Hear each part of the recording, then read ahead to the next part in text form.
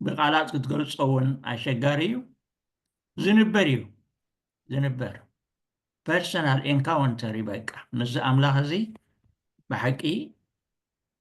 أنه نبرة هيوت عينت هيوتي سلازي بذكر على النهاء بيتي تمرتي نايك الأملاك تمركزنا أبتوفيت تبتغرستيان تمركزنا بحكي ذكر على النهاء كنقلصو كنفلطو كنبرون كنسعرينا مالتيو ስለዚህ ዛዕባ ምስጢር ቅዳሴ ክንብል ከለና ምስጢር ቅዱስ ቁርባን ንብሎ ምስጢር ቅዳሴ ንብሎ ሰፊሕ እዩ ስለዚ ኣብቲ ቀንዲ ዝርዝር ቅድሚ ምእታውና ስብሕ ዝበለ መእተዊ ክንገብር ኢና ድሓር ቀስ እናበልና በቢ ስታዩ ክሳብ መወዳእታ ክንሪኦ ኢና ማለት እዩ نعدلنا زي عامات زي عامات إيوبيل تباهيلو تأوجلنا له مالتي عامات إيوبيل بحكي عمنا قريو كابي زحالة عامات 2024 تحساس جميل وازي مالدات جميلو كساب ጥምቀት 6 ጥሪ 2026 ዝጸንሕ ማለት ነው ሓደ ዓመት ሙሉእ ዓመት ኢዮቤል ብቅዱስ አቦና ፍራንሲስ ተኣውጅልና ኣሎ ሓቂ እዚ ዓመት ኢዮቤል ዓመት ተሓድሶ እዩ ዓመት ቅድስና እዩ ዓመት ዕርቂ እዩ بحكي بزلاي عدو عنقوها restoration أبتنبور مملاس مالتي حكي داقم هنسات مالتي عمت ناس نت عمت عرقيو لازم بحكي زي عمت زي قد ياخنا بريالو أبتقند من النتنا نور هيوتنا نملس زعد لزي تواهيبنا له لازي إذن قبر زلنا استمرون حق نزي كحجزنا تسفع نجبر مالتي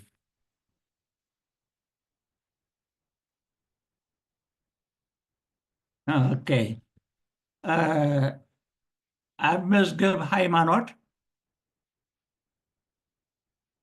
أمزجب هايمانوت اسمع دلول هو اسمع له اوكي أمزجب هايمانوت شحن 324 كم زختل إبل بحصير نمستير قداسي نمستير قدس قربان كقول صخلو مالتيو قدس قربان ناي كريستياناوي هيوت عين ماين زلع على تدبابن إيو اتغال مستيرات برقص ون كل ناي بيت كريستيان تقباراتن حواريا وتلقون بزي قدس قربان زتتأمره ويكان أبو قصو زتكور إيو مخنياتوها اتناي بيت كريستيان ملا منفساو مزقب هابتي مالت يسوس كريستوس فاسيكانا أبو أبتم ستيرا قدس قربان يزولو إيبل حكي إزي بحسيرو زقل صزولو ناي عبيت ناي زمستير زي إيو نقول التغالي لزنقرنا زولو مالتي كما هي مدحان بإيسوس إيو برؤسو إيسوس زحازي كمتي أبتمهرتي كنمهار كلنا استمهارنا إيو قدس قربان مالتاي مالتيو إلنا نا إيسوس سجان دمن نفسن ملكوتن زحازة مستيريو نبل كلنا إذا هي ياو إيسوس إذا منتانا استسقلي منتانا زغسل إيسوس كامود استنسى هياو وينو زنبل زلو إيسوس إزيو إكو أبانا ምሳና ዝነብር ዘሎ ማለት እዩ ስለዚ ብሓቂ ቅዳሴ ኢልና ንሕና ዩካሪስት ይብሎ እዚ ዓዲ ንሕና ኣብ ኮደተ ቁርባን ኢልና ብቅዳሴ ኣብ ቅዳሴ ኢና ንገብሮ እዚ ስለዚ ብዛዕባ ኣምልኾ ኣስቢሕና ክንዛረብ ኢና ብዛዕባ መስዋእቲ ኣስቢሕና ክንዛረብ ኢና ምክንያቱ ምስጢረ ቅዱስ ቁርባን መስዋእትን መኣድን እዩ መኣዲ ጥራሕ ኣይኮነን ብዛዕባ ክህነት እውን ኣስቢሕና ክንርኢ ኢና ብጠቕላላ ብሓቂ ብዘከኣለና ኣስፋሕ ኣቢልና ክንሪኦ ኢና ማለት እዩ ስለዚ ኣብቲ ቀንዲ ምስጢርና ክንምለስ ጸሎት ናይ ኣቦታትና መደምደሚ ናይ ኩሉ ጸሎቶም በዚ ይድምድምዎ ማለት እዩ ስብሃት ለእግዚአብሔር ክያነ ዘፈጠረ ከመ ናምልኮ ንኽነምልኾ ዝፈጠረና ኣምላኽ ክብሪ ይኹኖ ኢሎም ጸሎት ዝዓጽዎ ንሕና ዝተፈጠርና ንኣምላኽ ነዚ ኣምላኽ እዚ ነዚ ዓበ ኣምላኽ እዚ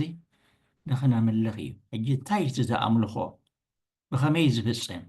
ኣበይ ዝፍጸም መዓስ እዩ ዝፍጸም እዚ ብዝርዝር ክንሪኦ ኢና ማለት እዩ ቀፂሉ ኣብ መዝገብ ሃይማኖት እንታይ ይብለና ኣብ 356 እንካብ ኩሉ እቲ ብዓይኒ ዝርአ ፍጥረት ሰብ ጥራሕ እዩ ንፈጣሪኡ ክፈልጥን ከፍቅርን ዓቕሚ ዘለዎ እዚ ኣብ ፍስሓን ደስታን ዝብል መዝገብ ካልኣይ ጉባኤ ቫቲካን እውን ኣብ ቁፅሪ 12 ተጠቒሱ ኣሎ ማለት እዩ ምእንቲ ርእሱ ኢሉ ኣብ ምድሪ ዝፈጠሮ እንኮ ፍጡር ሰብ እዩ ንሱ ንበይኑ ከዓ ብፍልጠትን ብመደብ ፍቅርን ኣብ ናይ እግዚኣብሔር ሂወት ክሳተፍ ዝተፀውዐ እዩ ነዚ ዓላማ እዚ ስለ ዝተፈጥረ ከዓ ናይቲ ክብሪ ግርማኡ መሰረታዊ ምንጭ ኮይኑ ይርከብ ይብል እዚ መዝገብ ሃይማኖት 356 ዘሎ እዩ እዚ ነዚ ናይ ሎሚ ትምህርትና ጠቕሊል ኣቢሉ ኩሉ ነጊርና ኣሎ ማለት እዩ ብዛዕባ ሰብ ይዛረብ ኣሎ ኣብቲ ኩሉ ዝኩሉ ግዙፍ ፍጥረት ንኣምላኽ ነዚ ዝፈጠሮ መን ከም ምዃኑ ክፈልጥ ዝኽእል ሰብ ጥራሕ እዩ ይብለና ኣሎ እዚ ፍጥረት እዚ ከዓ ካብቲ ኩሉ ኣምላኽ ንኡን ምእንትኡን ኢሉ ዝፈጠሮ እንኮ ፍጡር እዩ ከዓ ይብለና ኣሎ ስለዚ ምዝ ኣምላኽ እዚ ክነብር ሪሌሽንሽፕ ምስኡን ኣብኡን ንክነብር ብፍቅሪ ዝተዓደመ ዝተፀውዐን ከዓ እዩ ይብለና ኣሎ ስለዚ ብሓቂ ምልስ ኢልና እምበኣር ኣብቲ ቀንዲ ዝርዝር ናይ ዝምእታውና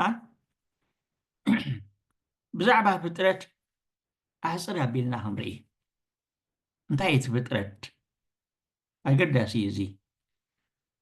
እንታይ ዝብል ኣሎ ብሓቂ ዓሚቕ ምስጢር ዝሓዘ ኣዘራርባ ኣበይ ነርካ ግቡር ደድሕሪ ንቡር ይበሃል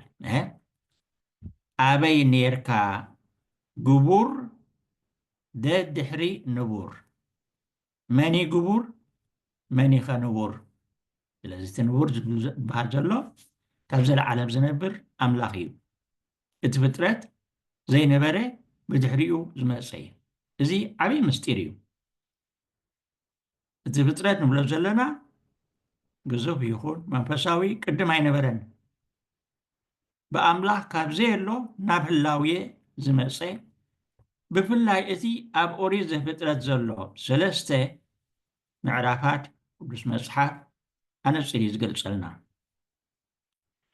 እዚ ዓብይ ሕቶ ኣምላኽ ንምንታይ እዩ ፍጥረት ፈጢሩ እንታይ ኣድልይዎ ኣምላኽ ምክንያቱ ካብ ፍጥረት ዝረብሖ ወይ ካብ ፍጥረት ዝፅበየ ነገራት የለን ኣምላኽ ንርእሱ ፍጹም ሙሉእ እዩ ሓንቲ ካብ ካልእ ዝፅበየ ነገራት የለን ስለዚ ንምንታይ ደኣ ፈጢርዎ ዝኩሉ ዘደንቕ ፍጥረት ስለዚ ኣምላኽ ካብኡ ወፃኢ ሓንቲ ነገር ኣየድልዮን እዩ ምሉእን ፍጹምን እዩ እሞ እዚ ዘደንቕ ፍጥረት ደኣ ንምንታይ እዩ ተፈጢሩ ክፈጥሮ ከሎሲ እንታይ ነይሩ እቲ ናቱ ድላይን ዓላማንስ ንምንታይ እዩ ዝብል ሕቶ ንምምላስ ብሓቂ ኣድላይ እዩ ኣብዚ ሓደ ነገር ክንርድኦ ዘለና ኩሉ ኣእምሮ ዘለዎ ንሓደ ዓላማን ብሓደ ዓላማን እዩ ዝሰርሕን ዝንቀሳቐስን እዛ ዓላማ ትብል ፐርፐስ ብንጹር ክንፈልጣን ክንርድኣን ኣዝዩ ኣገዳሲ እዩ እንታይ እዩ ዓላማ ሞቲቭ እዚ ናይዚ ዓዲ ቋንቋ ዓላማ ሓደ ነገር ንምንታይ ከም ዝተፈጥረን ከም ዝተገብረን ንምንታይ ይነብር ከም ዘሎን ዝነግር ሓሳብ እዩ እቲ ዓላማ ንብሎ ብኻልእ ኣዘራርባ ዓላማ ምክንያት ናይ ሓደ ስራሕን ተግባርን ህላዌን ዝገልጽ ቃል እዩ ንኣብነት ንበል እቲ ንፅሕፈሉ ርሳስ ወይ ቢሮ ግዜ ንጥቀመሉ ንምንታይ እዩ ተሰሪሑ እንታይ እቲ ዓላማ እንተበልና እቲ መልሲ ንጹር እዩ ንምፅሓፍ ዝብል እዩ ዝፀበቐ ይፀብቕ ተዓበየ ይዕበ ኩሉ ሓንቲ ዓላማ እዩ ዘለዎ ሓሳብካ ብፅሕፈት ንምግላጽ እዚኣ እቲ ዓላማ ስለዚ ንኣብነት ንበሎ ተሰሪሑ ከብቅዕ እንድሕር ዘይፅሕፍ ኮይኑ በቃ ኣብ ትራሽ ኢኻ ትጎሕፎ ከመይ ዓላምኡ ስዒቱ ስለዚ ዓላማ ትብል ብዘይ መጠን ኣገዳሲት እያ ብዘይ መጠን ኣገዳሲት እያ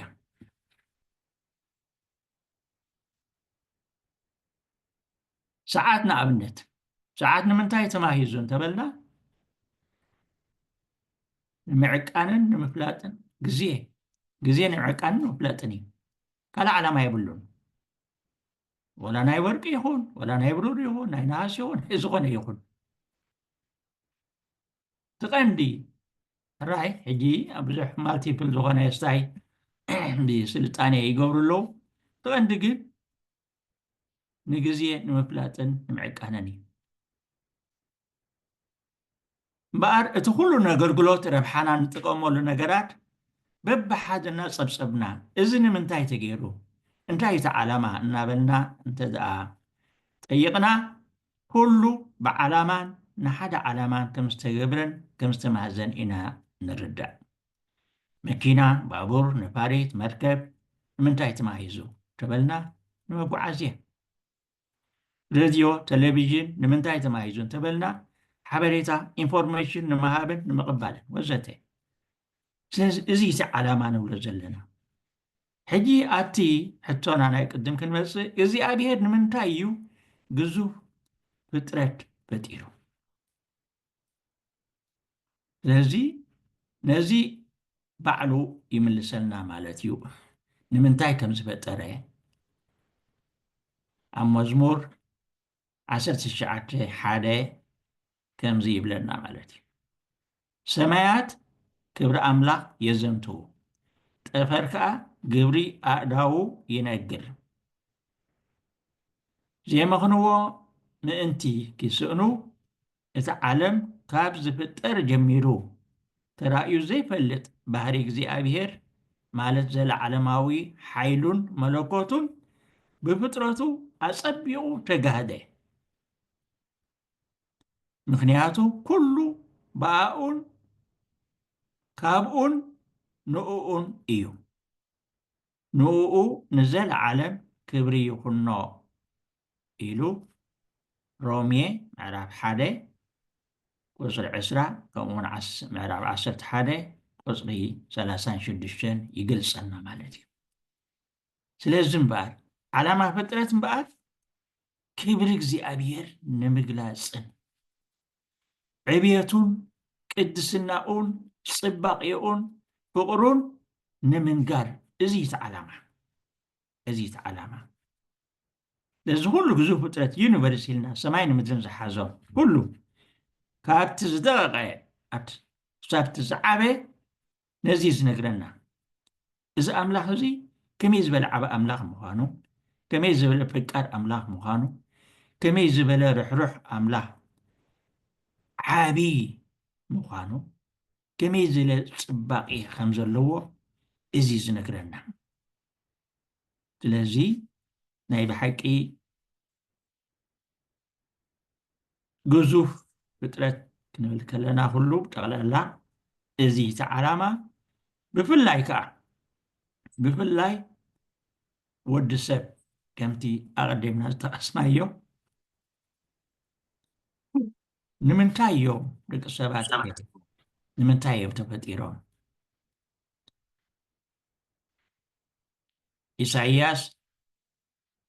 ነቢ ኢሳይያስ ኣብ ምዕራፍ 43 ቁፅሪ 7 እንታይ ይብል ንሳቶም ብስመይ ዝተፀውዑ ህዝበይ ንክብረይ ዝፈጠርክዎምን ዝደከምክዎምን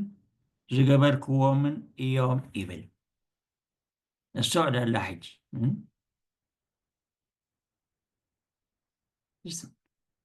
ብስመይ ዝተፀውዑ እዩ ዝብለና ንክብረይ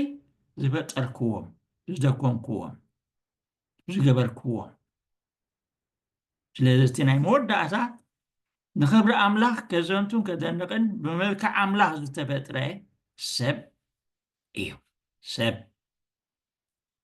ሰብ ንምንታይ ንናይ ዓላማ ተፈጢሩ እምበኣር ክብሪ ኣምላኽ ከዘንቱ እዚ ሕጂ እቲ መዝሙር ዳዊት ብሓቂ መስተንክር እዩ ኣፍ ናይዞም ኩሎም ፍጥረት ኮይኑ እምበኣር ነዚ ፈጣሪ ኣምላኽ እዚ ስለ ዝፈለጦ ስለ ዘፍቀሮ ፀሓይ ንወርሒ ንኣምላኽ ኣመስግንዎ ወርሒ ንኣምላኽ ኣመስግንዮ ኩሉ ፍጥረት ንኣምላኽ ይወድሶ እናበለ ኣፍ ድምፂ ናቶም ኮይኑ ርኢኹ ንኣምላኽ ይወድሶ የኽብሮ ይዕብዮ ስለዚ ዓላማ እምበኣር እቲ ዓላማ ዝበሃል እዚ ዝነግረና ዘሎ ማለት እዩ እግዚኣብሔር እንታይ ዓላማ ነይርዎ ፍጥረት ክፈጥር ብፍላይ ከዓ እዚ ዘውዲ ናይ ፍጥረት መወዳእታ ዝፈጠሮ ተግባብ ናይ ፍጥረት ናይ ብሓቂ እሞ ከዓ ብፍሉይ ኣገባብራ ከምቲ ቅድም ዝገብሮ ዝነበረ ቃላት ይኹን ብምባል ዘይኮነሲ ብመልክዑ ብምስሉ ገይሩ ዝፈጠሮ ብሓቂ እዚ ዓላማ ናይ ተፈጥሮ ብፍላይ ከዓ ናይ ወዲ ሰብ እንታይ እዩ ዓላምኡ ነይሩ እምበኣር ኣምላኽ በዚ ቁሩብ ክንርድኦ ንኽእል ማለት እዩ ስለዚ እቲ ናይ መወዳእታ ንክብሪ እግዚኣብሔር ከዘንቱን ከደንቕን ብመልክዕ ኣምላኽ ዝተፈጥረ ሰብ እምበኣር ብሓቂ ክቡር እዩ ልዑል እዩ ናይ ብሓቂ ከዓ ዓብይ ስልጣን የተዋሂብዎ ማለት እዩ ሕራይ ሰብ ንክብሪ እግዚኣብሔርን ንኡ ከገልግልን ከየምልኽን ከም ዝተፈጥረ ቅዱስ መፅሓፍ ይኹን ቅዱስ ትውፊት ይኹን ይነግረና እዩ እቲ ቀንዲ ሕቶ እምበኣር ሰብ ብኸመይ እዩ ንእግዚኣብሔር ዘኽብሮን ዘፍቅሮን ዘምልኾን እንታይ እንተገበረ እዩ ብኸመይ እዩ ሕጂ እውን እቲ ቁኑዕ መልሲ ዝህበና እቲ ቅዱስ ቃሉ ጥራሕ እዩ ዝኾነ ንቅዱስ ቃሉ ከንብብ ክፈልጥ ኣድላይ እዩ እንታይ ይብለና ንእግዚኣብሔር ብሓጎስ ተገዝእዎ ዕልል እናበልኩም ናብኡ ምፁ እግዚኣብሔርሲ ኣምላኽ ምዃኑ ፍለጡ ንሱ ፈጠረና ንሕና ናቱ ኢና ንሕናስ ህዝቡ ኣባጊዕ መጓሲኡ ኢና ይብል ኣብ መዝሙር 100 ካብ በቕዲ 2-3 ዘሎ ማለት እዩ። ስለዚ ኣብዚ ነስተውዕል ሕጂ ንእግዚኣብሔር ብሓጎስ ተገዝእዎ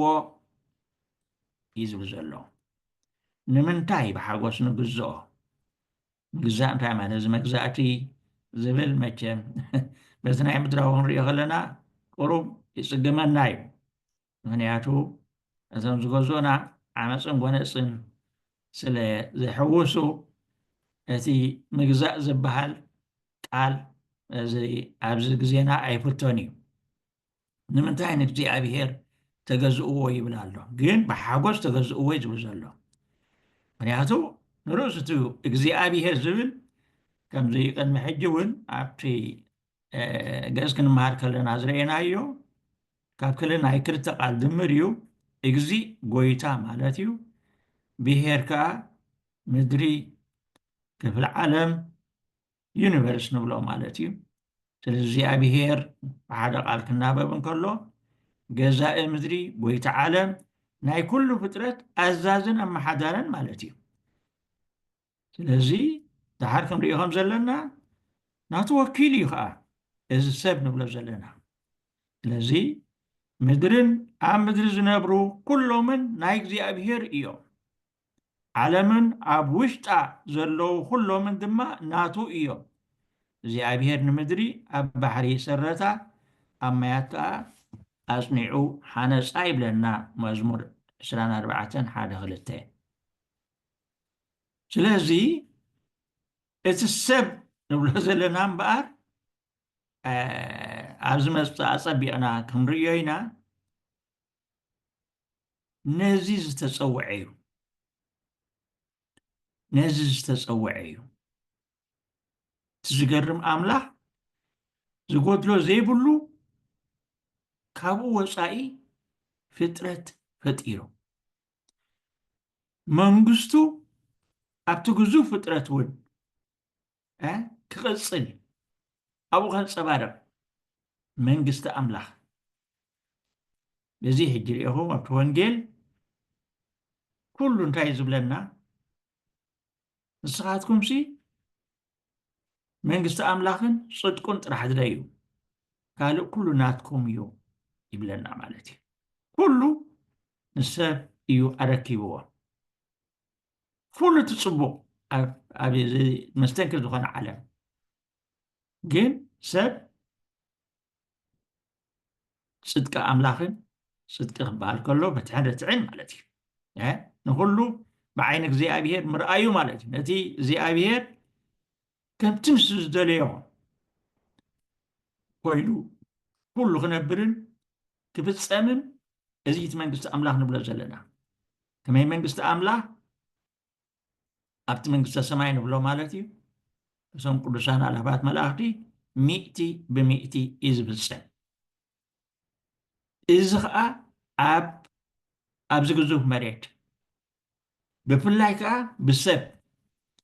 በቲ ብመልክዑን ባርኣይን ዝፈጠሮ ከምቲ ንሱ ዝደልዮ ገይሩ ከመሓድርን ከምቲ ንሱ ዝደልዮ ገይሩ እግዚኣብሔር ከገልግልን እዚ እዩ እቲ ቀንዲ ዓላማ። ስለዚ እቲ ኩሉ ዝረአ ግዙፍ ፍጥረት ብሕጊ ኣምላኽ ተቐይዱን ስርዓት ተፈጥሮኡ ሓልዩን እዩ ዝካየድ ዝሰርሕን ኩሉ ብሰብ እንተዘይተዘናቢሉ። ሰብ ግን ነፃ ፍጡር እዩ። ደልዩን ፈትዩን እምበር ተገዲዱ ኣይኮነን ንኣምላኽ ክእዘዞን ከኽብሮን ዘለዎ። ሕጂ ኣብዚ እዩ እቲ ኩሉ ፍጥረት በታ ኣምላኽ ዝሓፀፆ ሕጊ ካብኣ ንደቂቕ እውን ኣየላግስን እዩ። በታ ሕንፃፅ እዩ ዝኸይድ። ሰብ ግን ብመልክዕ ኣምላኽ ዝተፈጥረ እዩ። ቅዱስ ዮሃንስ أما جمريا مرأة مراف 4:16 تايبل بحصير قال مننتنا أملاح يقلصلنا أملاح فقري إيو يبلنا نسبك بملكعه فتيروه تاي مالتيو أملاح فقرن دحر خوينو ومسبك بملكعنا بأمثال أملاح نحر تفتيرو سبب بقى كفكرن كيفكرن يتفتيرو زيادة علامة كفكرن كيفكرن ስለዚህ ኣብ ፍቕሪ ተፅዕኖን ኣስገዳድነትን ቦታ ዝበሃል የብሉን እዚ ሕጂቲ ነፃ ፍጡር ዝበል ንምንታይ ከምቶም ካልኦም ፍጥረት ልክዕ በታ ሕጉ ከምዚ ሮቦት ማለት እዩ በታ ንስ ዝሰርዖ ክኸዱ ገይሩ ንሰባት ዘይፈጠሮም እዚ ሕቶ እዚ እውን ይሕተት እዩ ኣምላኽ እንታይ ማለት ዝኩሉ ሽግር እንድሕር ዘምፅእ ኮይኑሲ እንታይ ማለት ነፃ ገፁ ዘይፈጠረና እታ ናፅነት ብዘይ በቃ ና ዘይወሰዳ ንድሕር ወሲድዋ እዚ ሽግር እንታይ እዩ ፍቕሪ ኣብ ነፃ ፍጡር ጥራሕ እዩ ዘሎ ፍቕሪ ብነፃ እትህቦን ብነፃ እትቕበሎን ኣምላኻዊ ባህሪ እዩ በዝኻ እዩ መዝሙር ዳዊት ንእግዚአብሔር ብሓጎስ ተገዝእዎ ዕልል እናበልኩም ከዓ ናብኡ ምፁእ ዝብለና ዘሎ ተገዲድና ኣይኮናን ስለዚ ፅቡቅ ስለ ዝኾነ ስለዘፍቀረና ኣቐዲሙ ስለ ዘኽበረና ኢና ስለዚ እንድምድሞ እምበኣር ንምንታይ ንእግዚአብሔር ክነፍቅሮን ክነኽብሮን ክነምልኾን ግባአና ብሕፃንነትና ዝተምሃርናዮ መሰረታዊ ትምህርቲ ኣሎ መን ፈጠረና ዝብል እግዚአብሔር ንምንታይ ፈጠረና መጀመርያ ክንፈልጦ ድሓር ክንፈትዎ ክንእዘዞ ዝብል መሰረታዊ አንቀጽ ሃይማኖት እዩ ስለዚ ኣእምሮ ዝተዋህበና እምበር ንፈጣሪ ክንፈልጥ ነፃ ድላይ ዝተዋህበና ንፅቡቅን ሰናይን ክንፈቱን ክነፍቅርን እግዚኣብሔር ከዓ ብባህርዩ እቲ ዝበለፀ ሰናይን ፅቡቅን ስለ ዝኾነ ንዘፍቅረካ ምፍቃር ንዝፈትወካ ምፍታው ንዘኽብረካ ምኽባር ባህርያዊ ነገር እዩ ንኣምላኽ እነፍቅሮን እነኽብሮን እምበኣር ንሱ ኣቐዲሙ ስለ ዘፍቀረና ስለ ዘኽበረናን እዩ በዚ ቅዱስ ዮሃንስ ኣምላኽ ቅድም ስለ ዘፍቀረና ንሕና እውን ነፍቅር ኢና ይብል መጀመርያ መልእኽቲ ዮሃንስ 4:19 ስለዚ እቲ ንስኻ እትዝክሮ ሰብ እቲ እትሓልየሉ ወዲ ሰብ እንታይ እዩ ካብ መላእኽቲ ቁሩብ ኣንኣስካዮ ብክብርን ግርማን ከዓ ከለልካዮ ኣብ ልዕሊ ኩሉ ፍጡርካ ሸምካዮ ንኩሉ ኣብ ትሕቲ ስልጣኑ ገበርካዮ መዝሙር 8 ካብ 4-5 ስለዚ እቲ እግዚኣብሔር ንኣኻትኩም ዝገበሮ ዓብይ ነገር እዩ እሞ ንኡ ጥራይ ፍርህዎ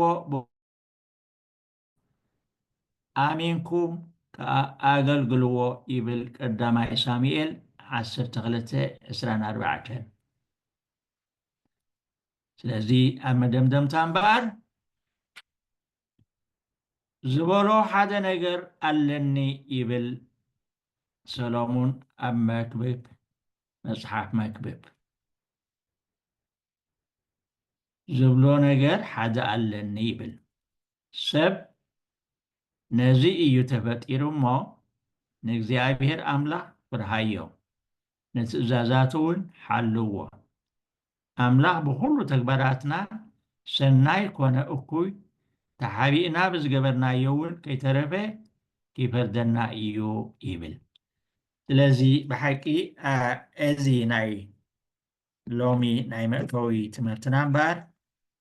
إنا وحنا أبزي كندمدمو إنا مالتيو سرفي كالأي كفلي مالبات أي رئيتو ناي حتو خونيو ነፃ ከሆኑ እቲ ሪኮርድ ሳይ ተገበርካዮ ይስሐቅ ፅቡቅ እዩ ስለዚ ብሕፅር ዝበለ እምበኣር እዚ ሕጂቲ ናይ ብሓቂ ብዛዕባ ቅዳሴ ክንብል ከለና ብዛዕባ ኣምልኾ ኢና ነዛረብ ስለዚ መን እቲ ዝምለኽ ብኸመይ ኢና ነምልኾ ኣበይ ኢና ነምልኾ እንታይ ተገበርና ኢና ነምልኾ እዚ ቀስ እናበልና ኤኮ ብዝርዝር በብሓደ ኣምላኽ ብዝፈቐደልና ብዝቕፅል ክንሪኦ ኢና ማለት እዩ ስለዚ ኣብዚ ወዲየ ኣለኹ